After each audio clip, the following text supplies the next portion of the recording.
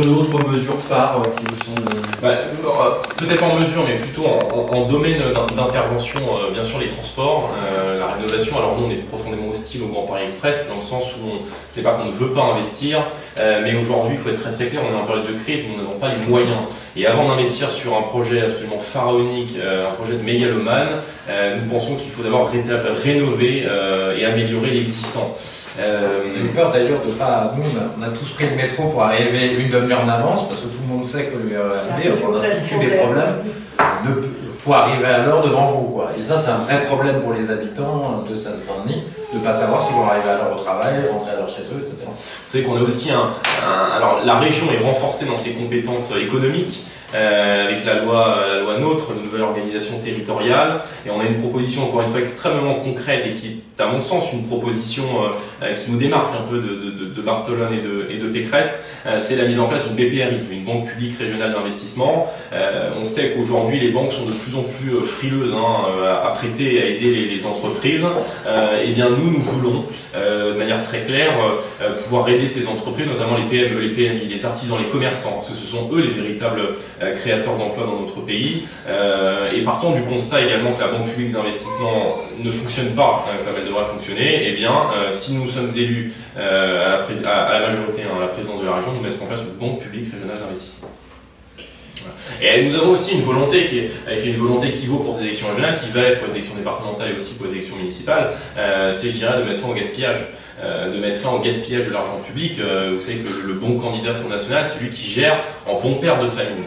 Et on s'aperçoit, en effet, notamment les subventions qui sont associées aux associations, qui sont attribuées aux associations communautaires, surtout qui plus est effectivement en Ile-de-France et même en Seine-Saint-Denis, eh bien, je pense qu'il y a un nombre incroyable d'économies à faire. Même, on avait vu, en travaillant le programme sur l'écologie, une association pour l'environnement qui avait des dépenses de fonctionnement, donc de salaire de 60%, de 20% pour je ne sais plus quoi, il restait plus de 12% pour les actions, qui étaient que des actions de communication. Donc ça, c'est pas pour nous les associations qui ont du sens.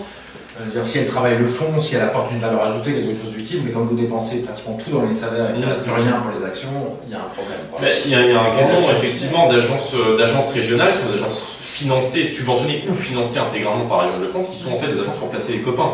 C'est des agences qui ont vocation à placer les copains de la majorité. Ouais. Vous dites que vous êtes le premier parti de France, vous êtes monté en puissance dans ce département, et pourtant à côté de ça, vous ne pouvez pas vous permettre d'avoir un local qui a pignon sur rue, officiellement, avec une adresse connue, publique. Comment vous expliquez ce paradoxe? C'est pas à nous qu'il faut demander ça, c'est-à-dire qu'il y a des personnes qui ne supportent pas qu'il y ait démocratie en France, c'est-à-dire qu'il y a démocratie quand vous êtes d'accord avec eux. Je pense aux partis d'extrême gauche notamment, qui sont régulièrement très virulents avec nous sur les marchés. Il y a eu des plaintes de déposés, notamment toi Gilles, tu avais déposé une plainte, c'était un peu pareil, ils sont dans la même majorité au conseil départemental et au conseil régional dans tous les cas. Donc, il y a encore effectivement une intolérance de la part des partis d'opposition.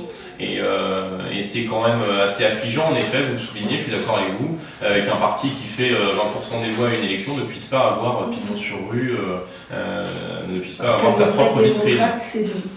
Exactement. Exactement. Les vrais démocrates, c'est nous, parce qu'on ne va jamais attaquer aucun meeting, ni de droite, ni de gauche, ni d'extrême gauche. Je vous ai entendu dans le reportage de BFM quand vous tractez, la question de la journaliste, pourquoi vous n'êtes pas directement en cité sensible, vous avez dit parce que physiquement on peut. Mais oui. Oui, bien sûr. Parce que le paradoxe, c'est que vous lancez les banlieues patriotes après les régionales, certes, mais est-ce que vous irez quand même tracter dans ces zones sensibles? Parce que là, pour le moment, c'est juste des envois par la poste. Est-ce que ça veut dire que vous considérez tout le temps, même après les régionales, le tract qu'on va imprimer en 600 000 exemplaires va être en fait, pour distribuer dans les 203 us d'Île-de-France, on n'a pas les moyens militants de le faire. Donc on va le faire envoyer par la Poste, parce que la Poste a réussi, et je pense que c'est une première, à nous cibler ces 203 us d'Île-de-France, enfin de la région.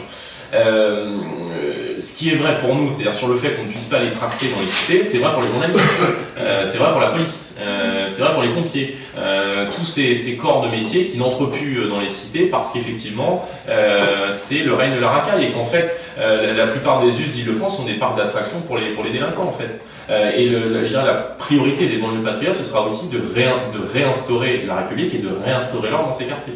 Alors on ne va pas tracter, oui c'est un problème. Maintenant on y va quand même. Alors on y va plutôt en boitage, en envoyant une équipe. C'est un peu plus compliqué. Il y a aussi la problématique du Vigic, c'est-à-dire que c'est un peu plus compliqué d'entrer dans des bâtiments que d'entrer dans des pavillons. Oui, la sécurité, c'est un vrai problème, mais ce problème qui est vrai pour nous n'est pas exclusivement vrai pour nous, il est aussi vrai pour les journalistes, il est aussi vrai pour la police, il est aussi vrai pour les journalistes. Il est très vrai pour vous au niveau politique, c'est-à-dire que le PC peut aller traquer dans ses sites. C'est normal, il faut voir ce qu'il propose. C'est normal, parce qu'il doit être le seul parti politique à avoir ce souci-là pour intervenir dans les. Je ne pense pas qu'on soit le seul parti. Non, il y a à Saint-Denis, par exemple, aux dernières élections municipales, le candidat s'est pris une pierre sur la tête, il a été blessé d'une pierre. Le candidat PC non, de l'UMP. Ah non, parce que le PC est un peu. Voilà, il est chez lui dans les cités en fait. Il y a ça. Il y a un peu de clientélisme.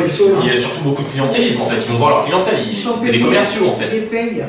Par rapport à ces deux points, ce que je pourrais ajouter, c'est deux constats. C'est que tout d'abord, l'extrême gauche nous taxe souvent d'opposer les Français.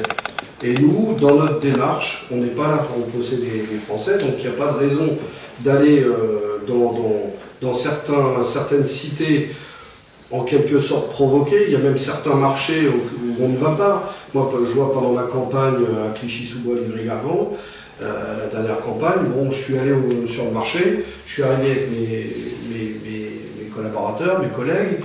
On s'est dit, ça sert à rien qu'on reste là, parce que les gens, on va à peine pouvoir discuter avec eux, on va peut-être même les déranger ou les gêner, créer un problème là où il n'y en a pas. Donc nous, on n'est pas là pour opposer les Français, donc ils servaient en rien, enfin c'était pas utile d'aller au-devant d'eux, dans les cités, voilà. Maintenant, en ce qui concerne la permanence, nous on avait besoin d'un outil de travail.